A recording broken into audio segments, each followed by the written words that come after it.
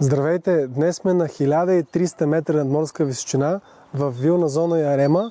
Малко след Бистрица и Железница ще ви покажа тази монолитна, разкошна къща на няколко нива, която става и за живеене, и за... ще разберете сами.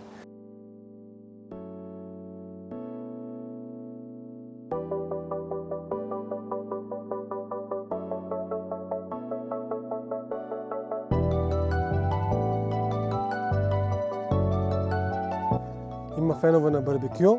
На това ниво имаме освен барбекю, кухня, хола и достъп до фитнеса и задния двор.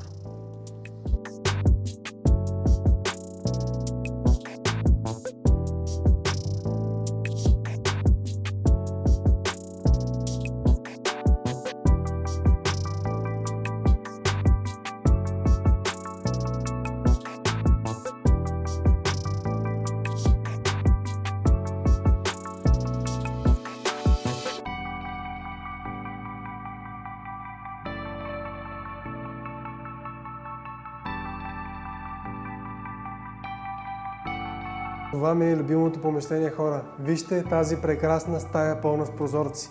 И не на последно място, билярдна маса.